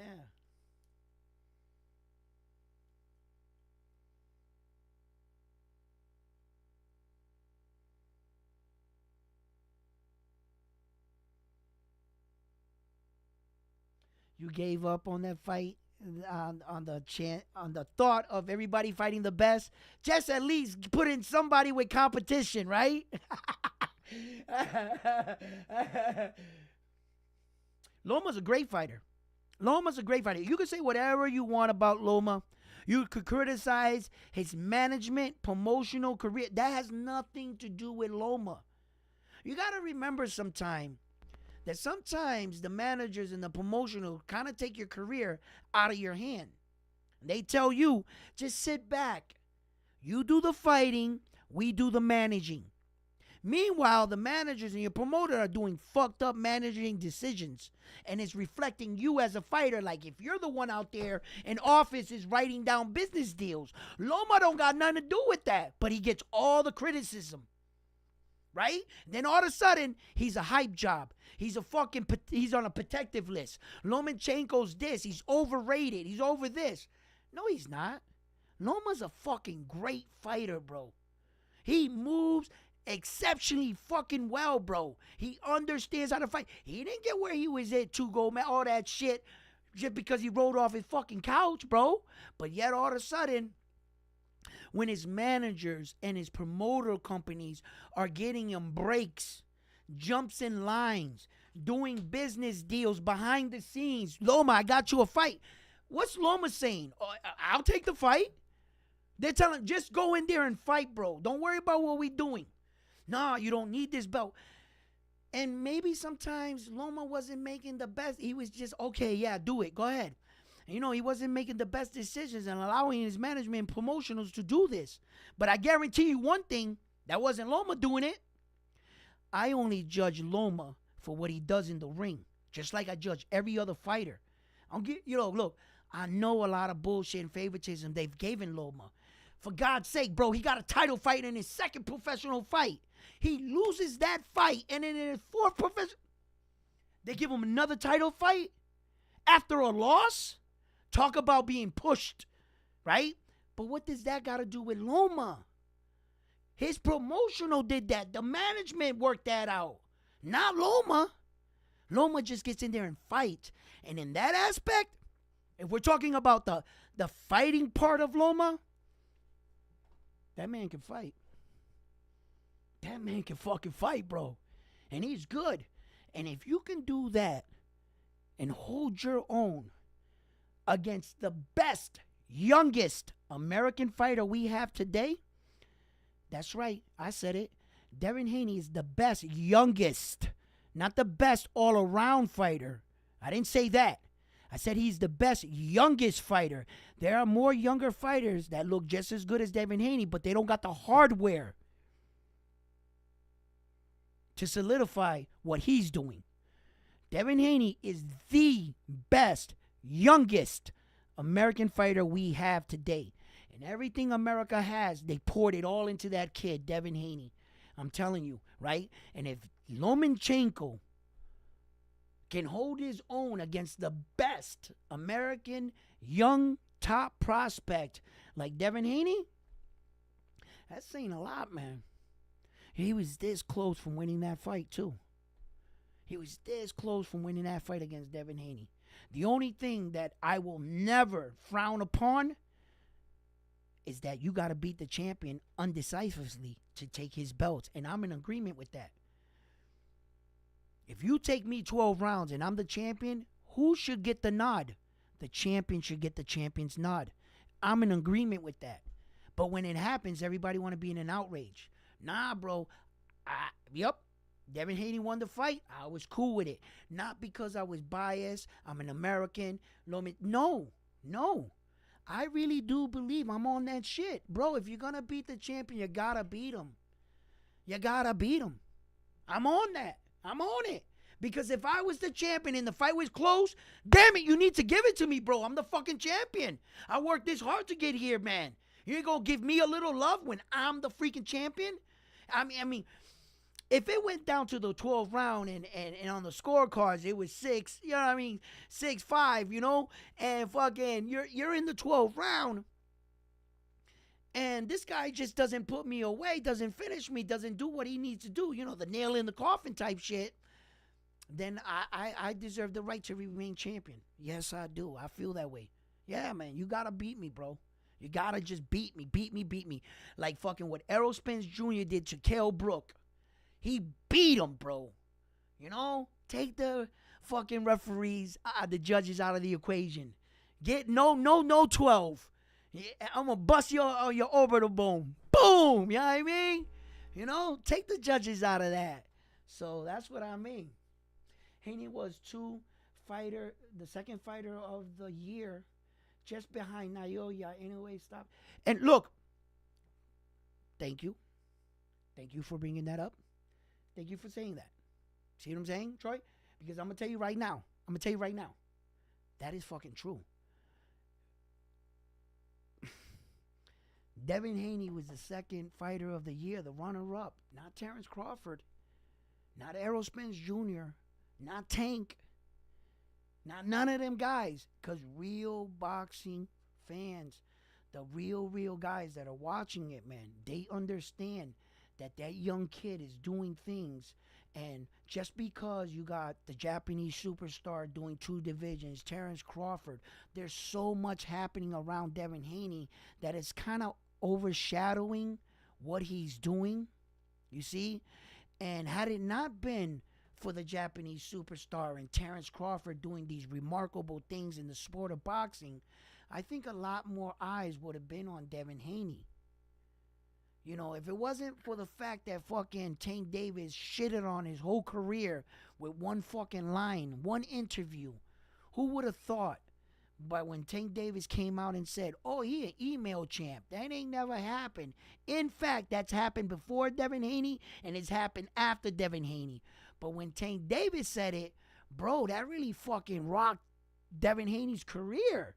There were fighters calling him email champion to his face. They didn't want to accept to fight him. They were calling him a joke. You know, he took a lot of fucking criticism for that.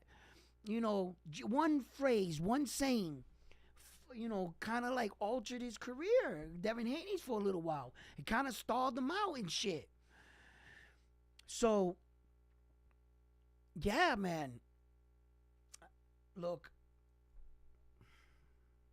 I think that Devin Haney is truly an elite fighter. I only think that he's going to get better. I expect to see more out of Devin Haney later on in his career. Where he goes from 140, time will tell. I believe Devin Haney has the frame and the ability to move up 147, no problem. 154, now that I want to see. Devin Haney walks around heavier than 154 normally anyway. He is cutting a tremendous amount of weight. I always knew that, though, about Devin Haney. But he was young enough that his body could do it. So kudos to him. I think that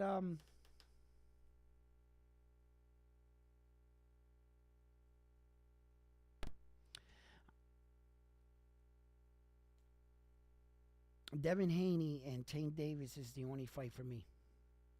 That's the only fight for me. That it's the only fight for me as far as I believe we've already passed the point where that the fans already want to know who's the best out of Devin Haney and Tank Davis. Like enough, they've already done enough. You know, they cleared Devin Haney anyway on his part cleared out his division, right? And Tank Davis happens to be in the same division he was once upon a time. Now that Devin Haney moved up to 140, if you really, really ask me, I believe Tank Davis shouldn't go up to 140. You know, I know he can fight at 140. I know he already fought at 140, but not all the 140 pounders are the same. And I believe that's just a lot more stronger for 140 pounders for Tank Davis. 5'5", 67-inch arm reach against a fighter like 5'9", 5'10", 71-inch arm reach, 72-inch arm reach with good skill that can keep Tank Davis away. He shouldn't be at 140, bro. Tank Davis, he really shouldn't. They're maxing him out. Eventually, he's going to lose up there. They're just going to keep feeding him big guys until they get him. He shouldn't be up there, if you ask me. He has no business up there. But anyway, you know what I'm saying? That's what they'll end up doing. Money pushes people to do extraordinary things. And this guy right here, with the right money and everything, everybody's saying, but the problem with this guy right here is that he's not about the money, he's about the legacy. And he's about really doing championship shit. And unless that money comes with the price tag, at the end of that price tag, there's a belt, I don't think he wants anything to do with it. Because if they wanted to pay and break his records, they could have done that a long time ago. Obviously, he's aware of his situation when he denied that interim belt when they try to stick it to him in the ring. So the Japanese superstar is not a stupid fighter. He knows what he's attaching himself to and what not to attach himself to in this sport of boxing. So he's obviously aware of his surroundings, which is really good because sometimes boxers can be lured into an interim belt. That could be like a prison. You'll never fight for a real world title as long as you have that interim belt. As you can see what happened to Gervonta Tank Davis. You see, case in point right there. You know, you put yourself in an interim belt, it could be a prison. And some fighters understand that, like the Japanese superstar. He wouldn't allow them to put that interim belt. He only wanted real world titles. And that was real interesting. And he knows what he's doing. You know, he's not going to fall in that right there. So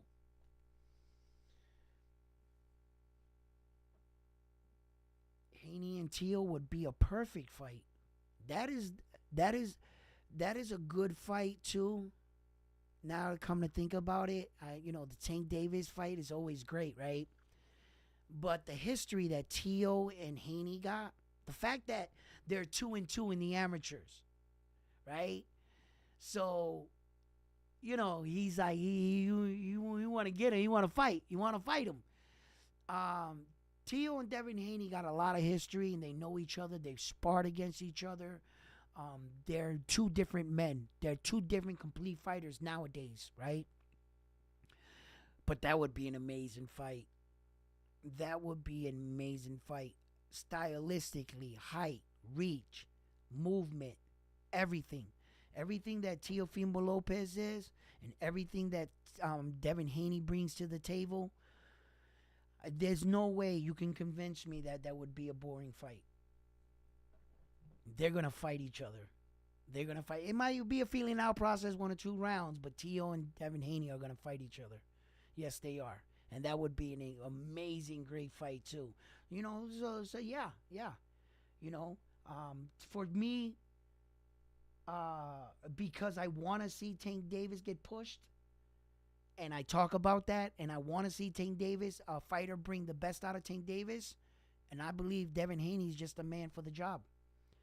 But as two fighters fighting equal on the right weight division, a good, great opponent, that's a better fight for the division. Tank Davis, little smaller, little shorter. You want to pudge him out to bring him to 140, there's going to be questions there. See? Even though I would love to see the fight, if he shall be defeated, they're going to say you dragged him up. You see? Where that's a Teofimo Lopez fight, there wouldn't be any controversy. They're both in the weight division. They're both 140 pounders. They both have titles. They both have histories. They both have fought against each other. It might be a better fight than the Tank Davis fight now that I think about it. It actually might be even a better fight than the Tank Davis fight. But the Tank Davis fight is the more anticipated one. I should have said that. It would have been a more anticipated one. That is a fight that a lot of us have been wanting to see, Tank Davis versus Devin Haney. But as styles for opponents, the Tio and Devin Haney would actually be a better stylistic matchup. Yeah, it would be. Yeah, guys, listen, this has been great chopping it up with you guys. You guys kind of like killed my morning a little bit for me, but the snow didn't melt. So I still got to get out there and go shovel that. Yeah. Yeah, guys. Who are any of the fighters that you guys want to see? You guys want to see Coror Benn come back, see what he looks like after everything that he's been going through. Anthony Joshua is coming, going to fight Francis Ngannou. We've talked about that.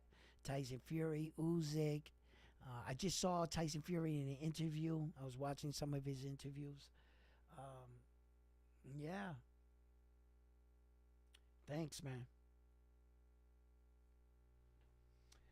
Yeah, I just think that the Tio and Haney would have been a great fight. I do. I really do. But other great fights that are on the horizon that are coming around.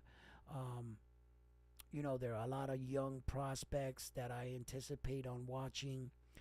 The Bruce Schusters, the Keyshawn Davises. Keyshawn's the type of fighter that's starting to scare me already early in his career.